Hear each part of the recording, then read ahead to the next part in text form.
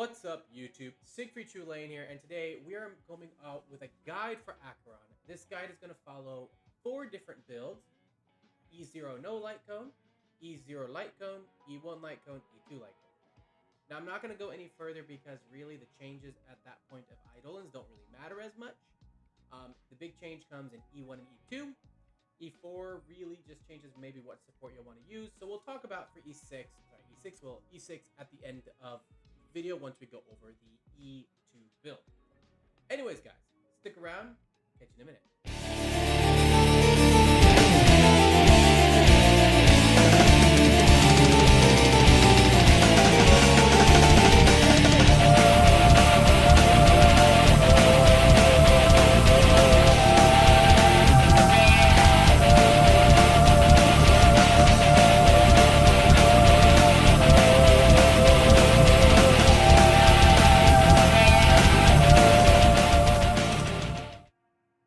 What's up, everybody? Siegfried True Lane.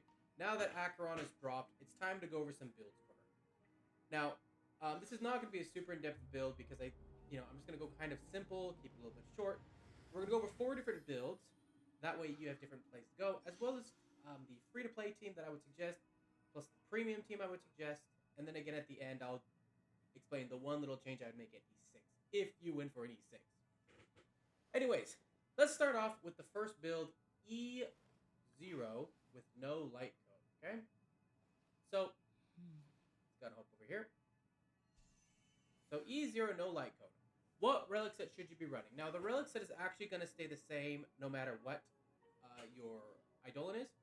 The relic set you should be running is the Pioneer Diver of Dead Waters and the Izumo Gensai Takama set.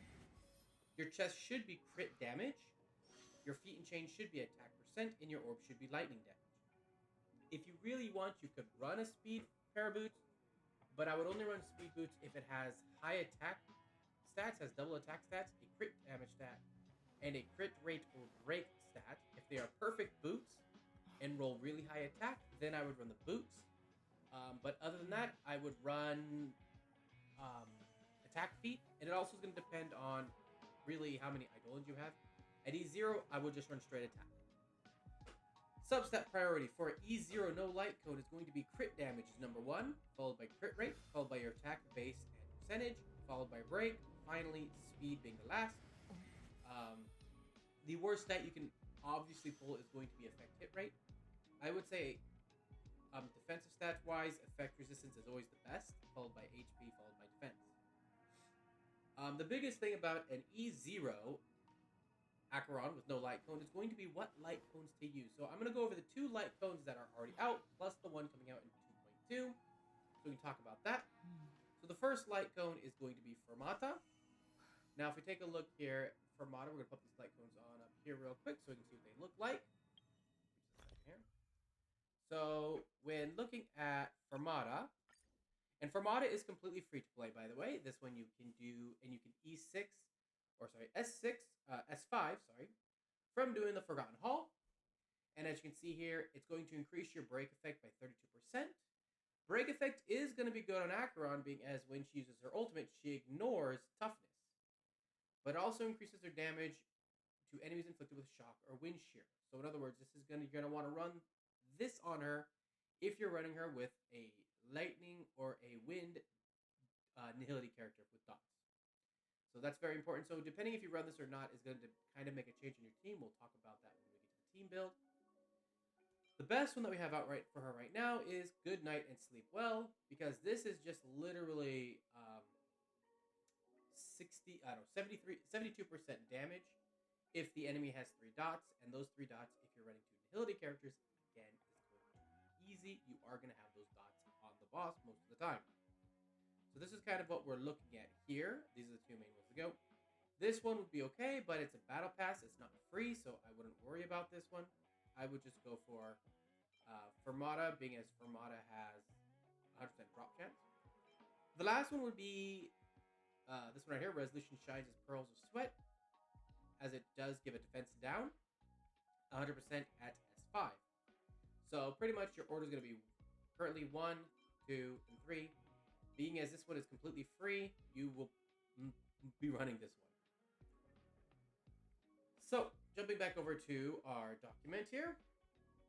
Give me just a second. Let's go ahead and hop into our coming in 2.2. Now, the only reason I'm mentioning this light cone is because this light cone might actually get you to want to summon for her if your only reason for not summoning her is the thought that you have to have her light cone to be good.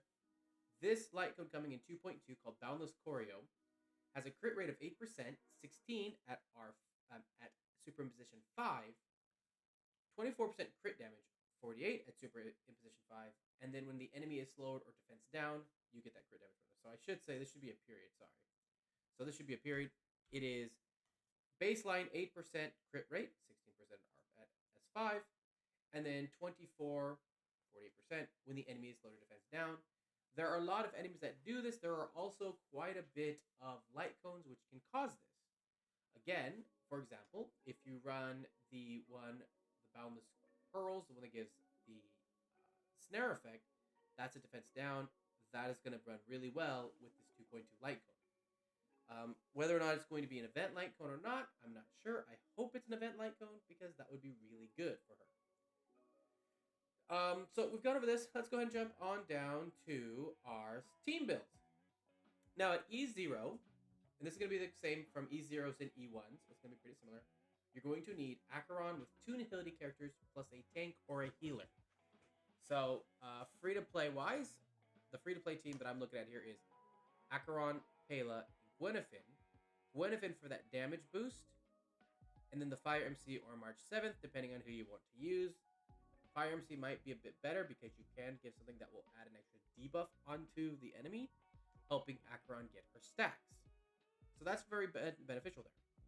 Gwenfin, if you actually take a look at Gwenfin, if we take a look at Gwenfin here, we're going to hop over to Gwenfin real fast. You'll see that Gwenfin's Fire Kiss actually puts a debuff. It might not technically be a debuff itself, but it puts something on the enemy, which increases the damage they take by a certain amount. Now, mine is only at 7 out of, what is that? It's only at 7 of 12.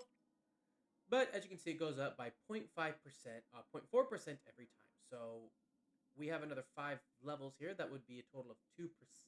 So this is probably going to be close to 9%, I would say, at max level, around 9%, 3 times, which is 27%. Definitely really good to go for. Yeah, that's really good. So that right there is good along with her burn. And then the fact that you can run the this Night Cone right here with her to add the defense down. This means that Gwenfin would be actually putting on 3 debuffs at one time. So this, along with the one that's coming in 2.2, meaning Gwenfin herself, would allow you to actually proc that 48% crit damage with just Gwenfin. So very good there. The other ones that I would look at would be Pela. If you need the defense down, you have Pela for that. So we got Pela for defense down.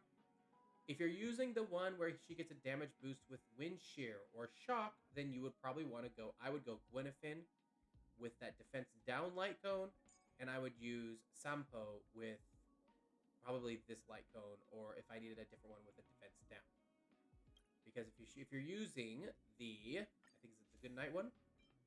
Oh no, if you're using this or the 2.2, having this one on any of your characters is going to be good. But if you're using, for example, Fermata, then you're going to definitely want Sampo on your team so that you have the Fermata buff.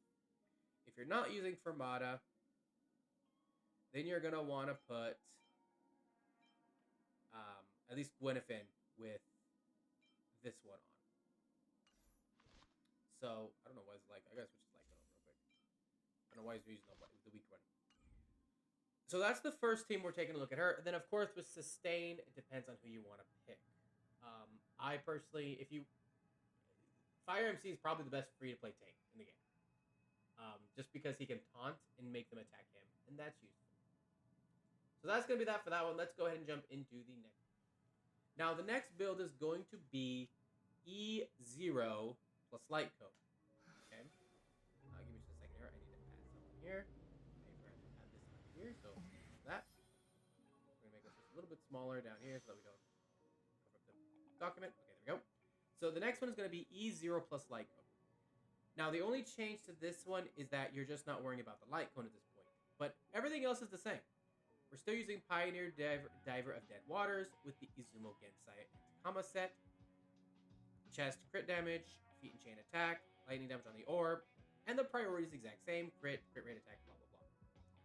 The team builds are also the exact same, except, you can use Pela or anyone else. I use Pela because she has that defense down with her ultimate, if you were going to do that, and she can remove buffs. But I would say Gwenfin is a must on this team just because of her damage boost, the increased damage she makes an enemy take. One thing I did not go over yet, and we're going to go over on this part of it, is their best teams. Actually, we're going to go over the best team in the very last one, because the teams are pretty much the same. So there's not really many changes between E0 and E with the light cone and E0 without the light cone. You're just getting that extra damage from the light cone. But like I showed, there are 3 light cones coming, which are, there are 2 light cones already, plus a third coming, which are going to help you make up not having her light cone. So let's go ahead and jump down to the E1 build. This is going to be a little bit different. So at E1, again, the relic set is the same. You should always be running this relic set. Okay, this is the best set for her. And again, the stats are the same. Damage, attack, crit rate, break, speed. Our team builds are the same as well. So the big difference between E1 and E0 is going to be your crit rate. At E0, it should go crit damage, crit rate to attack. But at E1, attack is going to be more important than crit rate because E1 gives 18% crit rate to your whenever you attack a debuffed enemy. The other thing to remember is, let's go ahead and hop back in the game. And give me just 1 second. We're going to add a little screen here real fast. Add a layer. We're going to add a screen share. And we're going to add a little calculator here. So I can kind of calculate this for you. There we go.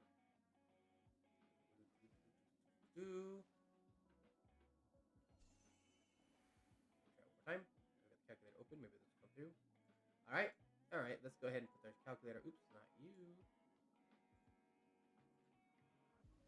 Well, that is. Okay, let's go ahead and put our calculator right over here. Actually, let's put our calculator. Yeah, let's put our calculator over here. There we go. And we can put that down right there. So I should still be above that. Oh no, I gotta. Okay, there we are. Here we go. I'm back. Okay, so if we take a look at her base crit rate is going to be 5%. Okay, and then E1 is 18% more. If you take a look here at her Eidolon, you can see that here, 18% crit rate. Her relic, the Izumo set, is going to give another 12% crit rate. So right now, we're already looking at 35% crit rate without any crit rate at all. And 50% is going to be pretty much, that's like where you want to be, around that 50%. That way you don't go too over. But then you also have the Pioneer Diver set, which is going to give an extra 4%. So now we're looking at about 39%. Now, if you're running a free-to-play team, you really are only going to need about 21% crit rate to be really good. 11 to 21%, you're good. And you can get that usually pretty easy. If you calculate the crit rate on my gear, there's 6.1 there. There's another 8.7 there. Right there, that's enough. That 6.1 and 8.7 would be more than enough crit rate. And then, of course, we got more crit rate here. So you don't really need a lot of crit rate on her to get where you want to get, thanks to her E1 Eidolon. This is why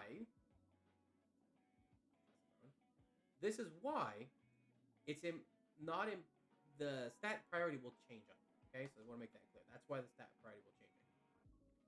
So that's going to be the only change between E1 and between E0. Now E2 is going to have a bigger change, so let's go ahead and get it. All right, guys. E2, this is the biggest change. Because of how E2 works, we're going to be taking a completely different change in what we do.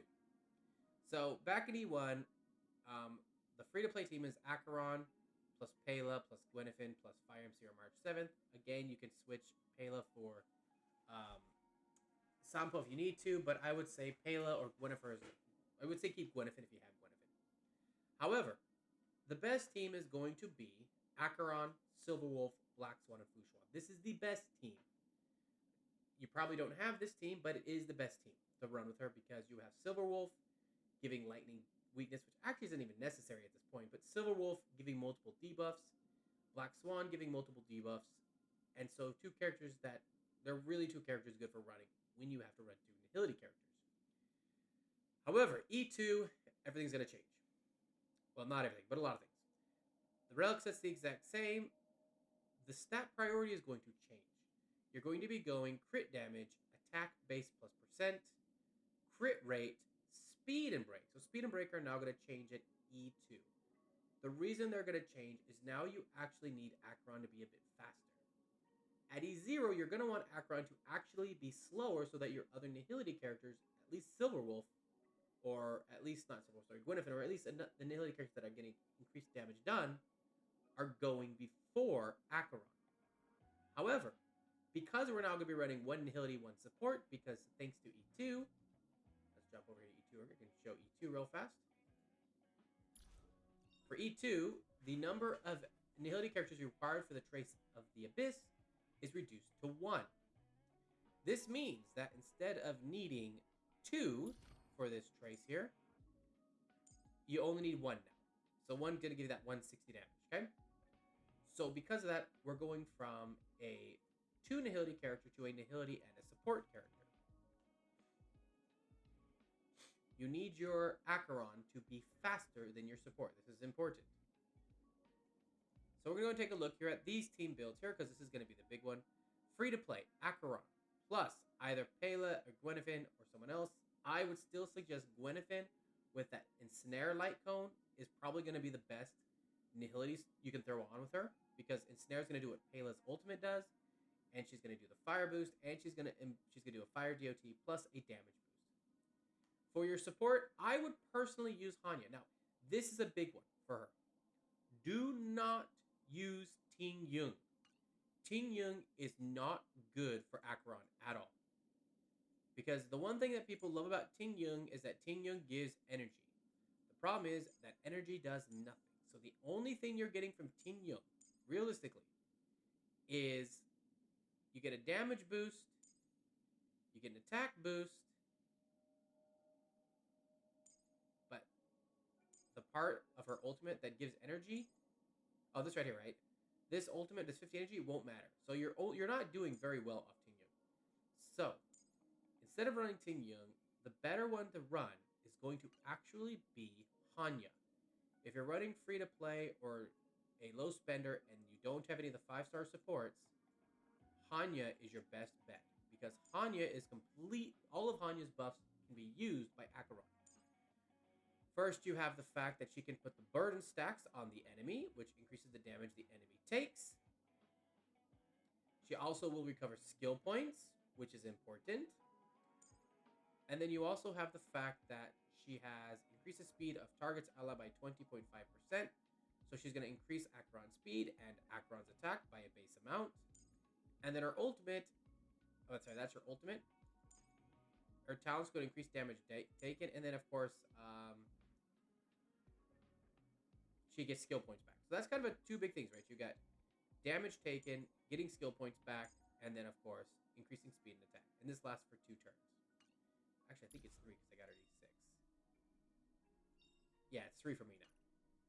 So I would personally say that for supports for Acheron, if you don't have a 5-star support, Hanya is the way to go.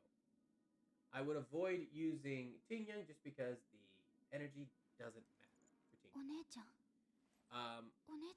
Now, light cones. If for some, this one I think is really good because it's crit damage, regeneration rate, or attack, which is all going to be good. Well, this regeneration rate will be good for everyone else but Acheron. But these two will be good. The energy regeneration rate will be good for other characters.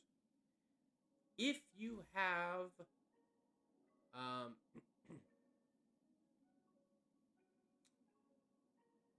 where is she at? Where is she at? If you have sparkles, but you don't have sparkle, this could run well on Hanya. just because of the fact that Hanya can get back can recover the skill points, okay? And she recovers 2 every time. And then when she uses her ultimate, she gets it back, I believe, right? So that's actually something really useful for her. If you have that light cone, you can give it to her. And then she's actually going to be giving Acheron an even better boost, which is going to be the crit rate, crit damage boost, okay? So that's something important to remember. So I would suggest for free-to-play, Hanya is by far the best. Let's go back to our text here. And then, of course, Fire Emblem March 7th as your sustain. Now, the best team, in my opinion, for Acheron, if you have her E2, which I think is the big breakpoint, is going to be Acheron, Black Swan, Sparkle, and Fushuan. Now, the reason for this is because Black Swan has a lightning resistance down, and her ultimate will actually proc that. Or if you break the enemy with Acheron, it will proc that, okay? The biggest thing about Silverwolf, Acheron actually doesn't need it, because Acheron can reduce weakness while ignoring. Sparkle, with her light cone, gives straight up crit rate just from being on field. If you don't have Sparkle, Bronya might be better. If you don't have Sparkle's light cone, Bronya might still be better, to be honest. And then, of course, Fushuan gives 12% crit rate, gives max HP, gives defense reduction, and also takes part of the damage that they take. Fushuan is by far the best sustained character if you're running a sustained character. Okay? This is... Now, of course, I have Silverwolf here and as an alternative, but again, Acheron, Black Swan, Sparkle, Fushuan is going to be the best. If you have, again, Sparkle's light code. That's a big thing to remember. So we'll come back with just... What we're going to talk about next is going to be E6. So E6 Acheron is going to have a major change. And that is going to be that every single attack of hers is considered ultimate damage and can break all weaknesses. It will ignore weakness types. It'll just straight up break. When you get Acheron at this level, I would say the biggest change you're going to want to make is you're going to want to switch your support for Ruan Mei. Because at this point, Acheron has really crazy break effect abilities. And then you're going to want to switch your speed for break, because Ruan Mei will give a speed boost to Acheron. Now, I've not yet run her with Ruan Mei as of right now, but I might try her with Ruan Mei later to see how she plays. I do know she plays wonderfully with Sparkle due to that 10% crit rate that Sparkle gives her, puts her at 72%. Being as the biggest places you're going to use her is going to be the Simulated Universe and the Forgotten Hall, it will be good to have things running well. So that is my plan. I will test her out with Ruan Mei at some point at E2. I don't plan to get her E6 at this point. I can't. But I do plan to probably, honestly, I'll get Robin, and then I'll probably be saving a lot. I'm not going to go for Sam. I just don't care about Sam, especially now that I know who Sam is. I'm not one of those people that just, like... I don't follow the trends. I kind of like to go for people I like on my own. Acheron I've wanted for years in Genshin, but they screwed her up with Raiden. And finally, we're getting what Raiden Shogun should have been in Star Rail, which doesn't surprise me because it's Star Rail, not Genshin. So, E6 is just going to go... I think you're going to want to more focus on the break damage at that point because she can just break things nonstop. And that's going to be good. Anyways, guys. Siegfried True Lane, signing out. I hope this guide helped. It was very short. Most of the stuff is going to be the same. Long story short, E1 and E1 and E0, you're just going to be wanting to run 2 Nihility characters, stat focus being crit damage, attack. Of course, at E0, crit damage, crit rate attack. At E1, crit damage, attack, crit rate. 2 Nihility characters. I mean, each Eidolon has like one small change on it, right? E1, you're going to want to run more attack and crit rate. E2, you're going to want to switch your double Nihility for a Nihility and a Harmony, a support. Anyways, guys, thanks for watching. I'll catch you in the next video. Secret Lane. Signing out.